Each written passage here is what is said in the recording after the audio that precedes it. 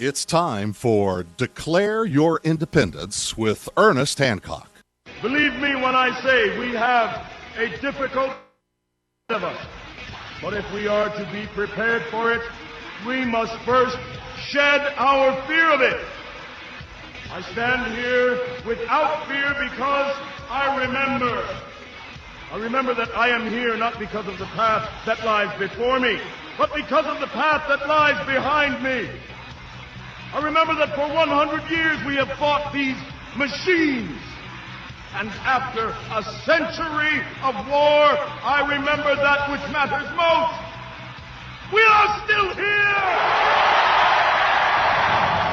Tonight, let us make them remember we are not afraid!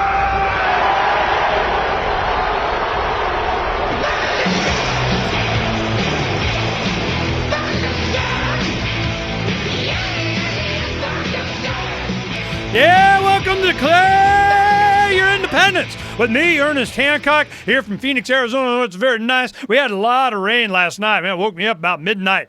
Dang, we have lots of water. Of course, if it falls on your land, it's not yours. It belongs to, I don't know, somebody else. The Lord done give you some water. Manna was falling from heaven, and if it landed on your property, it belongs to somebody else. You're not allowed. You think I'm kidding? You know, this is happening. This is a big case in Colorado already. You know, you start collecting your own rainwater, they're going, no, that belongs to not you. Okay, man, it just keeps getting worse. You know, what we're going to do today is Christmas Eve. So everybody's busy and out doing stuff. Tomorrow, I'll give you a nice Christmas present, okay? Let me tell you what's going on today. In the second hour, we have Martin Alderman. Now, he is talking about, he gave a presentation in October of this year to banking industry, and he told them what was what.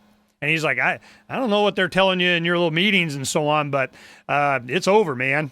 And they go, no, yeah. So we're going to be talking to him. And and we have so much negative news on the Federal Reserve, financing, the dollar, how the foreclosures are going to take down the banks, and who's going to save them? Europe, the Euro, Federal Reserve, dollar. How are they going? This has been a can that's been kicked down the road since the 70s, and wow. And Ben Bernanke's what? Mr. Helicopter Ben, he's like, yeah, we got pallets and helicopters, man. We just dumping some money. Well, what's going to happen? Well, Austrian economics knows what's going to happen. It's going to be uber inflation. We're here in Phoenix. Yep, gasoline's back over $3 again. Here we go. Gasoline's going to hit, oil's going to hit over $100 a barrel any day. It's already 92 or something, and I didn't even look. It may be over 100 already. And if it's not, it will be. And, silver's going to keep going up. Gold's going to keep going up. So what do you do? If you want to have, I had someone in today who was training them on doing their special editions on Freedom's Phoenix and so on, and participating in this silver to bullets thing, wallet voting that we're working on and such, and we're getting things all ready for that. You be ready for that beginning of the year. And what we're talking, just to show them that a 64 or older quarter is $10, what? I better be checking my pockets. Yeah, you better be. So this is, a lot of things are, we're getting all prepped up for the beginning of the next year, but we're just kind of cruising through the holidays here. Now, what I'm going to do tomorrow, in the first hour here, I'm going to play a couple of clips. That will be Judge Napolitano talking about the Federal Reserve and what to expect. He and Thomas Woods, I have two videos. They're not very long, but they're give you an idea what to expect from the Federal Reserve and what role Ron Paul might have in as head of the subcommittee that's going to slap around Bernanke, and how long do we got to wait before we see some results, or if there's going to be any, or is there anything he can do? I mean, really the main thing is just, I told you so.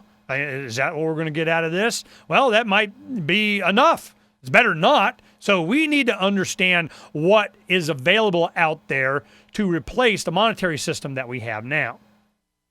Now they're going to offer a solution. They're going to come and say, hey, we know what you need. You need our new second version of the different kind of starting whatever thing. The world, though. That's what we need. And I'm going, no, that's not what we need. We need to make sure that we have a very, very clear understanding of what money is.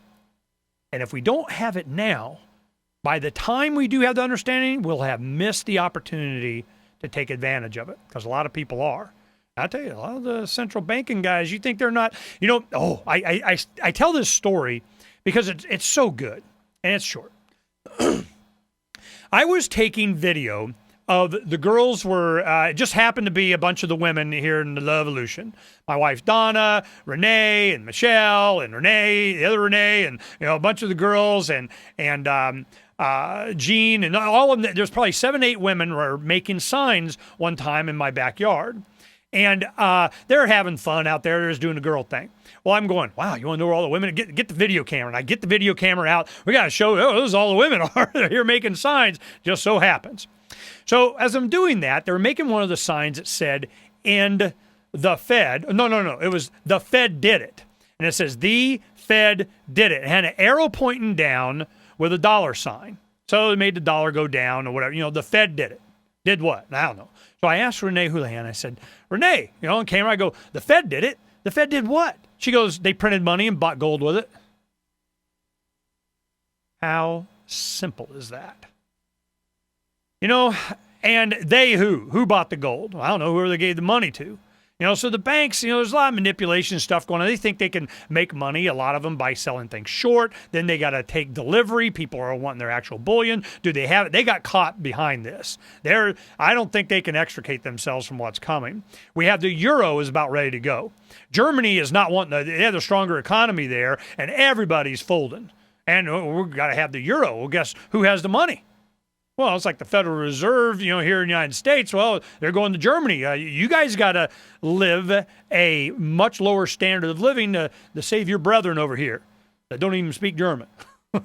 So, it's going. It's going. As soon as it's going to be gone, where are you going to be?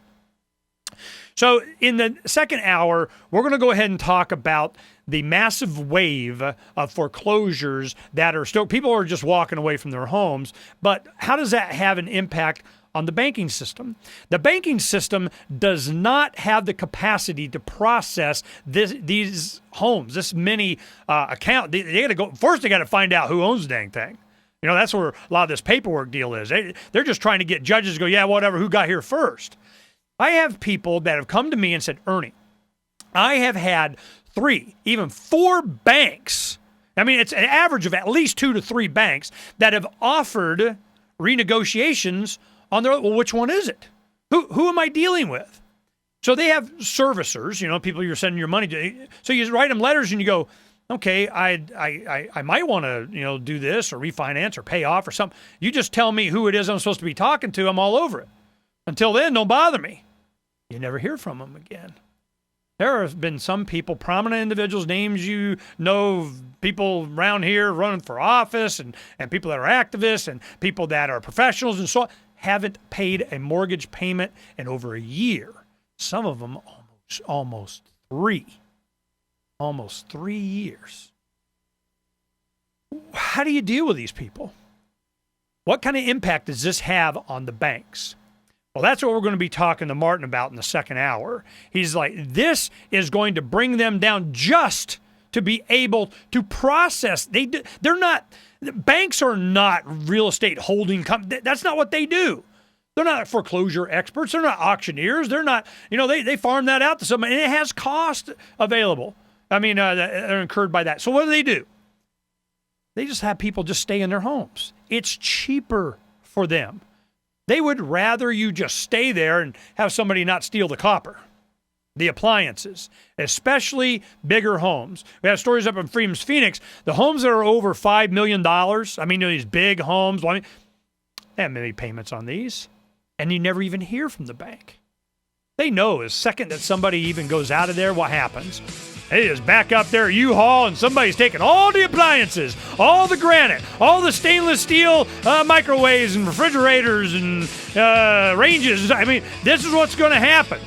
When do we come to the realization? It's going to be soon. It's going to be soon. We're going to play some stuff for you, get you up to speed and ready for Martin. And Pat Robertson on this marijuana thing. Oh, you got to hear that too.